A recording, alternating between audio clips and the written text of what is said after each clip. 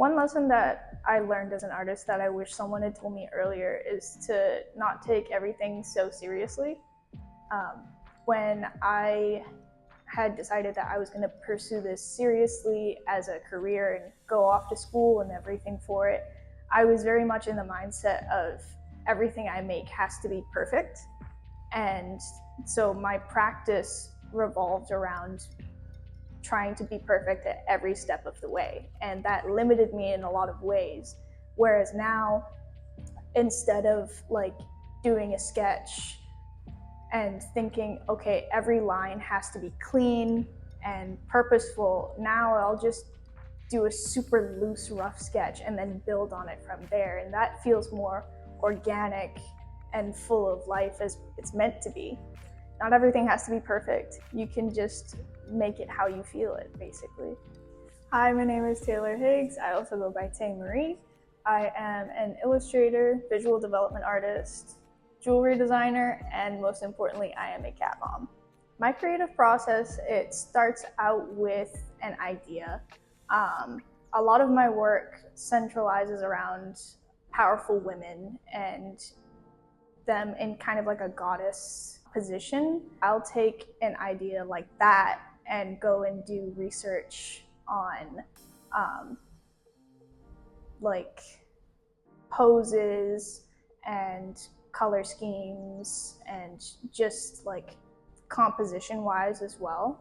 And that's where I go to Pinterest and make my inspiration my reference board and try to use as many different references as possible to avoid any plagiarism in any way. And then I'll go forward into either thumbnailing, which is super duper small sketches to get a general idea of composition, or I sometimes just skip that stage and go straight into a sketch because I have such a solid idea of what I want to do. When it comes to color in my pieces, I try to use as many vibrant colors as possible without them competing with each other, because I also try to achieve depth in my pieces. So if you have too many busy colors, it's gonna kind of have your eye all over the place. So I take inspiration from shows like Steven Universe and Bee and Puppycat, which are technically kids shows, but they have such amazing use of color that lets me know how I can either change the tone of a certain color and have a super bright one right next to it, or just have mellow tones throughout and have one super vibrant color to kind of direct your eye.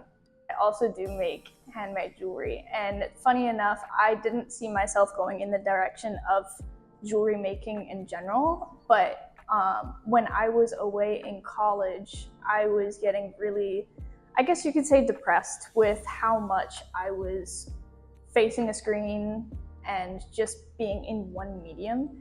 And I kind of joked with my friends that I was becoming a bit of like a sticky iPad kid at that point. And so I was talking with my friend back home here, who's also an amazing artist, Katrina Lucas.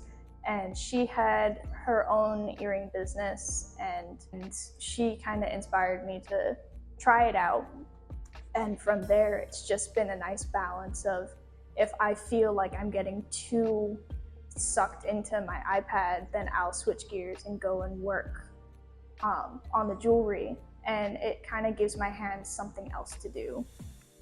For aspiring digital artists who are just starting out, I know it can seem very daunting because especially if you've been working traditionally the entire time you've been practicing, it does feel a bit scary to jump from paper or paint to a screen, but that doesn't mean that it has to be any less artistic. Explore the application you're using to create the art. For me, I prefer Procreate on an iPad, but I started off with the Wacom tablet and Autodesk Sketchbook.